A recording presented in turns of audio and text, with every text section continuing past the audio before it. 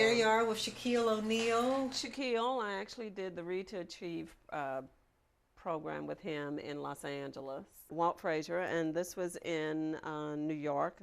Ruby Bridges is a civil rights icon who speaks to schools and community groups around the country. Her Jefferson Parish home is filled with mementos of her achievements, among them a Presidential Citizens Medal she received from Bill Clinton. And there's an elementary school named after her in Alameda, California. A very diverse, mixed school. That kind of public school did not exist in New Orleans 50 years ago. Her award-winning book, Through My Eyes, is filled with archival photographs of crowds that greeted her at William Frantz Elementary School in 1960.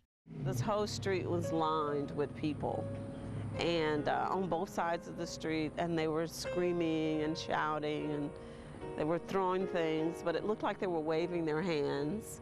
And I remember police officers being on horseback, motorcycles. So I actually thought I was in the midst of a parade.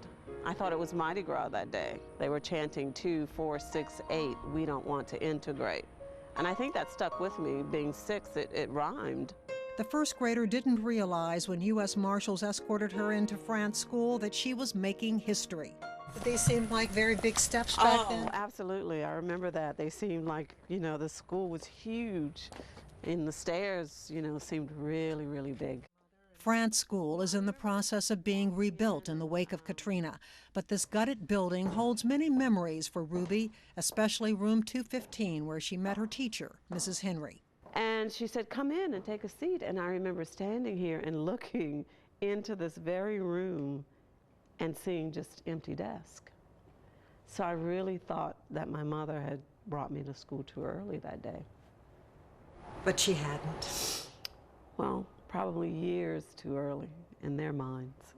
Ruby spent most of the year alone in that classroom being taught by Mrs. Henry. She says Barbara Henry was a compassionate teacher.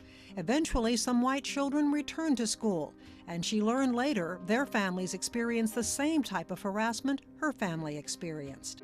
There were some white parents who tried to cross that picket line to bring their kids to school with me. They were not protected by federal marshals. And there's some actual footage where they're being interviewed and they talked about how they were harassed, how their husbands were fired. Ruby says through it all, she grew in her faith. My mom used to say, oh, don't worry about those people, they're crazy, they need praying for. And I believe that because she also said, Ruby, if you're ever afraid and I'm not with you, you can always say your prayers. And for me, my prayers worked. Ruby went on to graduate from high school and married Malcolm Hall. They've been together for more than 3 decades and have 4 children, but they've also known tragedy. In April of 2005, their son Dana was driving on I-10 with his 2 young children when someone drove up and opened fire. My grandson was shot through his knee and once through his ankle. He had to learn how to walk all over again. And my granddaughter was hurt in the accident, but my son was shot through the shoulder and the bullet lodged in the back of his neck. They survived, but she says her oldest son, Craig, was determined to track down suspects by speaking to witnesses. And I remember looking at him and saying, it's just leave it alone. And he just said, no, Mom. Somebody has to say something. This is ridiculous. This has to stop.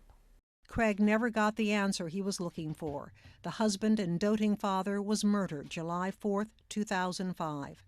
The next month, Katrina swamped the family's New Orleans East home. Then when Hurricane Katrina hit, it really kind of snapped me out of a state of depression that I was in.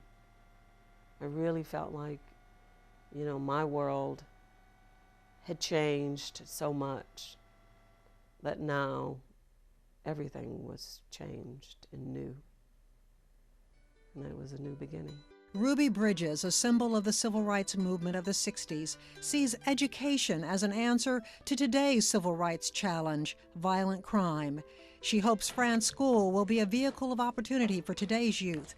She dreams of the school one day being connected to a civil rights museum that would draw visitors and economic development to the 9th Ward.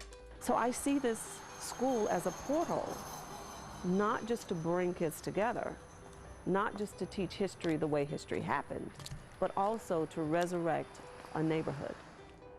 And for some reason, that seems like a very grandiose plan to most people. But I always say that it was a grandiose plan that brought me up these stairs 50 years ago. Sally Ann Roberts, Eyewitness News, Night Watch.